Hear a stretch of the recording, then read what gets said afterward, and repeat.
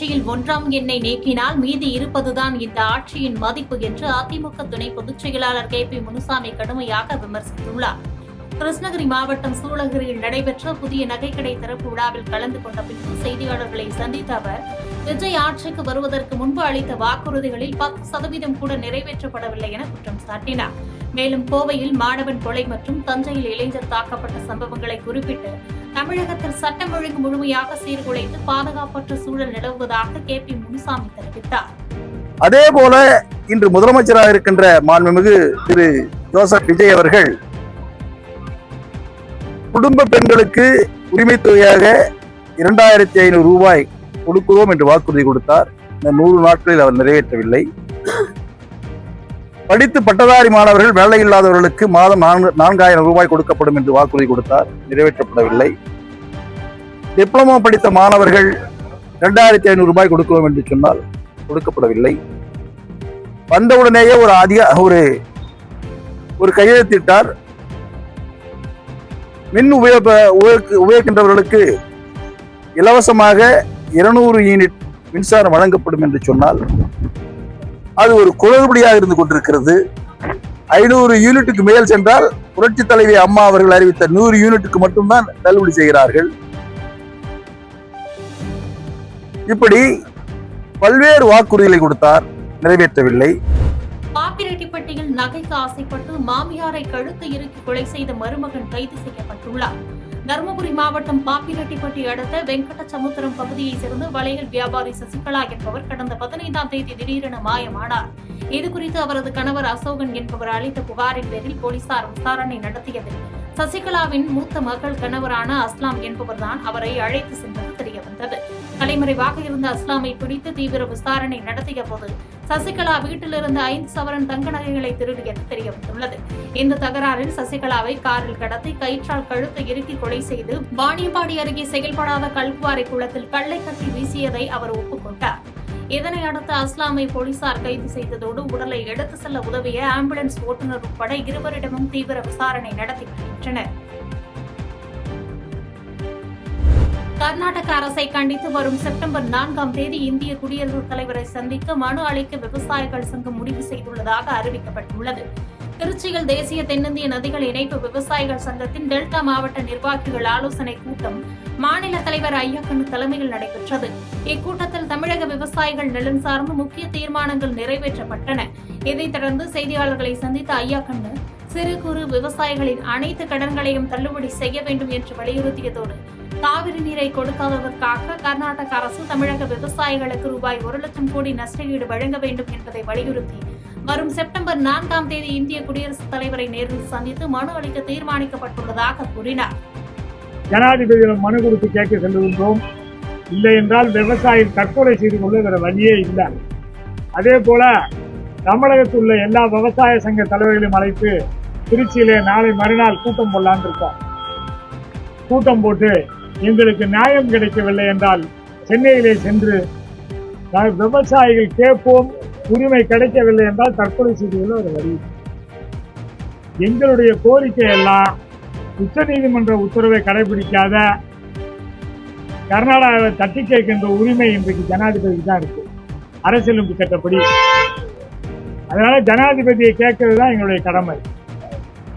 அதான் கேட்கறதுக்கு 4ஆம் தேதி அங்க போறோம். அதான் சுப்ரீம் கோர்ட்லயும் கேஸ் போடுறோம், ஹைகோர்ட்லயும் கேஸ் போடுறோம் சம்பந்தமா.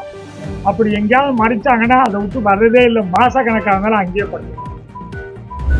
கடந்த ஆட்சியை போன்று இப்போது கட்டிட ஒப்புதலுக்கு எக்ஸ்ட்ரா அமௌண்ட் தொல்லை இல்லை என சிவில் பொறியாளர் கூட்டமைப்பு தெரிவித்துள்ளது. தென்காசி மாவட்டம் குற்றாலம் அருகில் தமிழ்நாடு மற்றும் புதுச்சேரி சிவில் பொறியாளர்கள் சங்கங்களின் கூட்டமைப்பின் மாநில பொதுக்குழு கூட்டம் நடைபெற்றது. கூட்டத்திற்கு பிறகு செய்தியாளர்களை சந்தித்த மாநில தலைவர் புருஷோத்தமன், கடந்த ஆட்சிகளை போல் இல்லாமல் தற்போதைய சூழலில் கட்டிட ஒப்புதல் சான்றிதழ்கள் பெறும் நடைமுறைகள் எவ்விதமான எக்ஸ்ட்ரா அமௌண்ட் தொல்லையும் இன்றி எளிமையாக்கப்பட்டுள்ளதாக தெரிவித்தார். பொறியாளர்களின் பாதுகாப்பிற்காக தனி பொறியாளர்கள் கவுன்சில் அமைக்க வேண்டும் என்றும் அரிய கனிம வளங்கள் வெளி மாநிலங்களுக்கு கடத்தப்படுவதை தற்காலிகமாக தடுத்த அரசுக்கு நன்றி தெரிவித்து அதனை நிரந்தர தடையாக மாற்ற வேண்டும் என கூட்டமைப்பினர் கோரிக்கை விடுத்ததாக கூறினார். எங்களுடைய பொறியாளர்கள் அனைவருக்கும் நம்ம இப்போ பொறியாளர்கள் கட்டிட ஒப்பந்ததாரர்களாக ஆக்குவதற்கு எளிமைப்படுத்தியிருக்காங்க அரசாங்கம். அதற்காக நம்ம அரசாங்கத்திற்கு எங்களுடைய நன்றிகளை தெரிவித்துக் கொள்கிறோம். அதுபோக எங்களுடைய பொறியாளர்கள் அனைவருக்கும் நிரந்தரமாக ஒவ்வொருவருக்கும் தனிப்பட்ட வேலைகள் கிடைக்க வேண்டும். அதற்கு மிக முக்கியமாக ஒவ்வொரு பொறியாளருக்கும் அவர்களுக்கு வேலை கிடைக்கும் விதமாக வேலை வாய்ப்புகளை அரசாங்கம் உருவாக்கி தர வேண்டும் என்றும், எங்களுடைய தொழிலாளர்கள் அவர்களுக்கு காப்பீடுகள் வழங்குவது போல் எங்களுக்கும் வழங்க வேண்டும் என்று கேட்டுக்கொள்கிறோம். வருடங்களை விட இந்த அரசாங்கம் வந்த பிறகு நிறைய பில்டிங் அப்ரூவலில் ரிலாக்ஸ் பண்ணியிருக்கிறாங்க. எங்களுக்கு சீக்கிரமாக அப்ரூவல் கிடைக்கிது. அதுபோக இந்த தொழிற்சாலைகள் போன்றவைகளுக்கு அப்ரூவல் செல்ஃப் சர்டிஃபிகேட் சுய சான்றளிப்பு மூலம் கொடுத்துருக்காங்க. அதுவும் மிகப்பெரிய அளவில் தொழில்களும் வளர்கிறதுக்கு எங்களுக்கு நிறைய வாய்ப்புகளை கொடுத்துருக்காங்க. எங்களுக்கு மிக எளிமையாக அதை கிடைக்கிறதுக்கு அதாவது எக்ஸ்ட்ரா அமௌண்ட்டெல்லாம் எந்த விதமான ஒரு இதுவும் இல்லாமல் இப்போ எங்களுக்கு கிடைக்குது. அதனால் எங்களுக்கு பொதுமக்கள்கிட்ட எங்களுடைய நல்ல பெயரும் பொதுமக்களுக்கு ஈஸியாக சர்வீஸ் பண்ணுறதுக்கு எங்களுக்கு நல்ல ஒரு சான்ஸ் கிடைக்குது சார். பழனி தண்டாயுதபாணி மடத்திற்கு சொந்தமான ரூபாய் 100 கோடி நில மோசடி வழக்கில் கைது செய்யப்பட்டுள்ள இருவரை ஒருநாள் சிபிசிஐடி காவலில் விசாரிக்க நீதிமன்றம் உத்தரவிட்டுள்ளது. திண்டுக்கல் மாவட்டம் பழனியில் நில மோசடி வழக்கில் கைதான சார்பதிவாளர் ஜஸ்டின் மணிகண்டன், பத்திர எழுத்தர் ஜெயபிரகாஷ் ஆகியோரை 3 நாள் காவலில் விசாரிக்க கோரி சிபிசிஐடி மனு தாக்கல் செய்த நிலையில் JM1 நீதிபதி பாக்கியராஜ் ஒரு நாள் மட்டும் விசாரணை நடத்த அனுமதி அளித்துள்ளார். மதுரை மாவட்டம் திருமங்கலம் அருகே முன்விரோதம் காரணமாக பந்தல் அமைப்பு தொழிலாளி கட்டையால் அடித்துக் கொல்லப்பட்டுள்ளார். மதுரை மாவட்டம் திருமங்கலம் அருகே உள்ள வெள்ளூர் கிராமத்தில் பந்தல் அமைப்பு தொழிலாளியான முருகன் என்ற இளைஞர் முன்விரோதம் காரணமாக அடித்துக் கொல்லப்பட்டதாக கூறப்படுகிறது. அதேபுரை சேர்ந்த கரவேல், பழனி, பிரபு ஆகியோருடன் கடந்த சில நாட்களுக்கு முன்பு கோயில் திருவிழாவின் போது தகராறு ஏற்பட்டதாகவும், இந்நிலையில் மது அருந்துவதற்காக முருகனை அழைத்து சென்றவர்கள் அங்கு ஏற்பட்ட வாக்குவாதத்தில் அருகில் கிடந்த கட்டையால் அவரது தலையில் தாக்கியதாக குற்றச்சாட்டு எழுந்துள்ளது. இதில் பலத்த காயமடைந்த முருகன் சம்பவ இடத்திலேயே உயிரிழந்தார். தகவல் அறிந்து விரைந்த வெள்ளூர் போலீசார் உடலை கைப்பற்றி பிரேத பரிசோதனைக்கு அனுப்பியதோடு கொலை சம்பவத்தில் தொடர்புடையவர்களை தேடும் தீவிர விசாரணையில் இறங்கியுள்ளனர். இப்பகுதியில் அடுத்தடுத்து நடக்கும் கொலைகள் மக்களிடையே பெரும் அச்சத்தை ஏற்படுத்தியுள்ளதாக கூறப்படுகிறது. பாஜகவை கண்டு பதுங்கும் டம்மி முதலமைச்சர் விஜய் என்று திமுக சட்டத்துறை இணை செயலாளர் பரந்தாமன் கடுமையான குற்றச்சாட்டுகளை முன்வைத்துள்ளார். சென்னை அண்ணா அறிவாலயத்தில் செய்தியாளர்களை சந்தித்த அவர் தாவேகா அரசின் 100 நாள் ஆட்சி மீதான தனது கடுமையான விமர்சனங்களை முன்வைத்தார். 100 நாட்களில் தமிழ்நாட்டில் கொலைகள் மற்றும் பாலியல் வன்கொடுமைகள் அதிகரித்துவிட்டதாக குற்றம் சாட்டியதோடு காவல்துறைக்கு புகார் அளிக்க வந்த மாணவனை கூட காப்பாற்ற முடியாத நிலையில் தாவேகா அரசு உள்ளதாகவும் சாடினார். பெண்களுக்கே பாதுகாப்பு கொடுக்க முடியாத ஒரு பள்ளியில் இருக்கிற சர்க்காராக தான் இது இன்னைக்கு இருந்துட்டு இருக்கு. போதை கலாச்சாரத்திலிருந்து நம்ம பசங்களை அதிலிருந்து மீட்கணும், அவங்கள காப்பாற்ற வேண்டிய பொறுப்பு நமக்கு இருக்குன்னு சொன்னார். ஆனால் போதை பழக்கம், கடத்தல் இங்கே இருக்கிறது, இந்த கல்லூரி வளாகத்தில் போதை கடத்தப்படுகிறது, போதைப் பொருள் விற்கப்படுகிறது என்று தகவல் கொடுத்த அந்த மாணவனுக்கே பாதுகாப்பு கொடுக்க முடியாத வெக்கங்கட்ட சர்க்கஸ் சர்க்கார் அரசு தான் இந்த விஜயுடைய அரசு.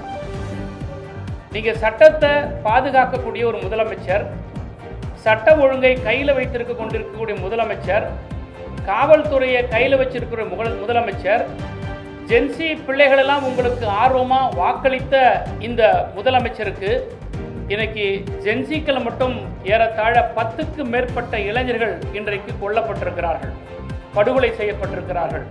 இந்த கொலை பழியை மாண்புமிகு முதலமைச்சர் அவர்கள் ஏற்றுக்கொண்டுதான் ஆக வேண்டும். இந்த 100 நாளில் பல குற்ற சம்பவங்கள் தமிழ்நாட்டில் நடந்திருக்கு. நான் ஏற்கனவே சொன்னது மாதிரி 576 குற்ற சம்பவங்கள் இருக்கு. சட்டமன்ற கூட்டத்தொடரில் சவுதியில் மீனவர் சுட்டுக் கொல்லப்பட்ட விவகாரம் தொடர்பாக அதிமுக சார்பில் கொடுக்கப்பட்ட விதியின் 55 கீழ் கவனஈர்ப்பு தீர்மானத்திற்கு சபாநாயகர் அனுமதி மறுத்ததை கண்டித்து அதிமுகவினர் வெளிநடப்பு செய்தனர். பின்னர் செய்தியாளர்களிடம் பேசிய எடப்பாடி பழனிசாமி, சவுதியில் மீன்பிடி பணியில் ஈடுபட்டிருந்த மயிலாடுதுறை மாவட்டத்தைச் சேர்ந்த மீனவர் மாவீரன் ஈரானிய கடல் கொள்ளையர்களால் சுட்டுக் கொல்லப்பட்ட நிலையில் அவரது உடலை தமிழகத்திற்கு கொண்டு வரவும் காயமடைந்தவர்களுக்கு உதவும் கொண்டு வந்த தீர்மானத்திற்கு அனுமதி தராதது கண்டிக்கத்தக்கது என்றார். மேலும் வெளிநாட்டில் தமிழர்களுக்கு பாதுகாப்பற்ற சூழல் நிலவுவதாக குற்றம் சாட்டினார். மயிலாடுதுறை மாவட்டத்தைச் சேர்ந்த மீனவர்கள் 4 பேர் மீன்பிடி தொழில் ஈடுபட்டுகின்ற பொழுது சவுதியில் இருக்கின்றவர்கள் அந்த மீனவர்களை சுட்டதால் ஒருவர் இறந்திருக்கிறார். அந்த உடல் தமிழ்நாட்டில் கொண்டு வர வேண்டும்.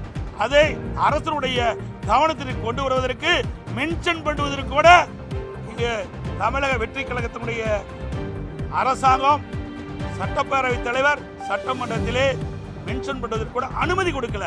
அது குறித்து தான் நாங்கள் வெளிநடப்பு செஞ்சிருக்கிறோம். இவர் எப்படி தமிழ்நாட்டு மக்களை காக்க போறாங்க? இன்றைக்கு தமிழ்நாட்டு மக்கள், ஒரு தமிழன் எங்கே இருந்தாலும் பாதிக்கப்பட்டால் அவருக்கு குரல் கொடுப்பதுதான் அரசுடைய கடமையாக கடந்த காலத்திலே இருந்தது. ஆனால் இன்றைக்கு தமிழனுக்கு பாதுகாப்பும் கிடையாது. வெளிநாட்டில் வாழ்கின்ற தமிழனுக்கு பாதுகாப்பும் இல்லை. வெளிநாட்டவர்களால் கொல்லப்பட்டு அந்த உடல் சவுதியிலேயே ஒரு வாரமாக கிடைக்கின்றது. அந்த உடலை தமிழ்நாட்டிற்கு தாயத்துக்கு கொண்டு வர வேண்டும் என்ற அடிப்படையில் தான் இது என் 55 கீழ் கவன ஈர்ப்பு நான் கொடுத்தேன். செய்திகளை உடனுக்குடன் தெரிந்து கொள்ள கீழ்கண்ட கேபிள் மற்றும் டிடிஎச் நெட்வொர்க்குகளில் எம்நாடு செய்தி தொலைக்காட்சியை காணுங்கள். பாதகம் செய்பவரை கண்டால் நாம் பயம் கொள்ளலாகாது பாப்பா. மோதி மிதித்துவிடு பாப்பா, அவர் முகத்தில் உமிழ்ந்துவிடு பாப்பா. அண்மை செய்திகளை உடனுக்குடன் தெரிந்து கொள்ள இணைந்திருங்கள் எம்நாடு தொலைக்காட்சியுடன்.